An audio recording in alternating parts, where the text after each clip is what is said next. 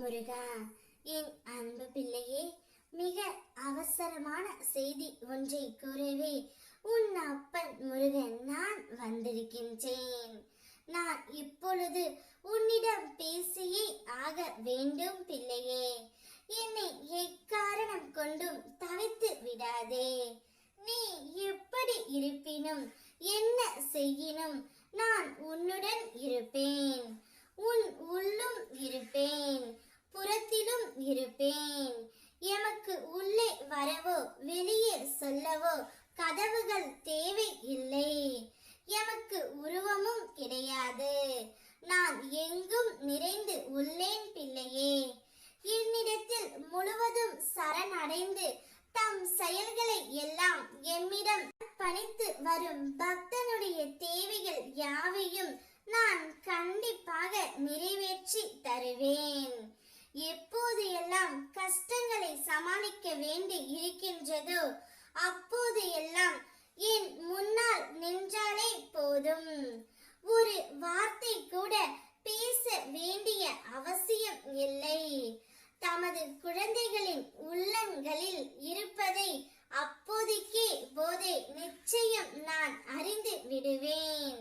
நிச்சயம் உனக்கு என்ன தேவை என்பதையும் நான் புரிந்து கொள்வேன் பிள்ளையே.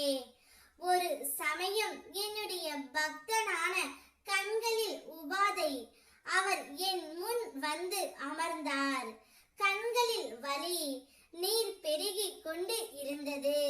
அப்பா என்று என்னை உற்று நோக்கினார். கண் வலி பறந்தது, நீர் வடிவது நின்றது. என்னுடைய கண்களில் இருந்து இனி கண்ணீர் வராத அளவுக்கு நீங்கள் பார்த்து கொள்ள வேண்டும் என்று என்னிடம் கேட்டார். உடனடியாக அவருடைய தேவையானதை அனைத்துமே நான் நிறைவேற்றி கொடுத்தும் விட்டேன்.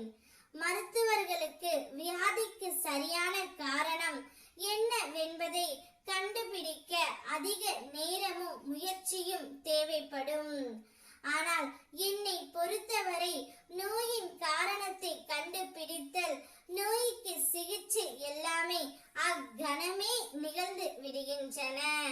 ஆழ பதிந்துவிட்ட சரீர உபாத கணத்தில் திடீரென நிவர்த்திக்கப்படுகின்றது பிள்ளையே. நிச்சயம் உனக்கான அனைத்தையுமே நான் கொடுக்கின்றேன். இன்று ஏற்பட்ட துன்பங்களுக்காக மனம் வருந்தாதே. ஏனெனில் அதுதான் வருங்காலத்தில் எதையும் தாங்கும் இதயத்தை உனக்கு அளிக்க போகின்றது. உன்னை பக்குவப்படுத்தவே இதையெல்லாம் நிகழ்த்தினேன் என்று நினைத்து குழம்பிக் கொண்டு இரு. நிச்சயம் அதை நன்றாக நான் கொடுக்கின்றேன். குழம்பாதே, அனைத்தும் என்னுடைய செயல்தான் பிள்ளையே. ஓம் முருகா.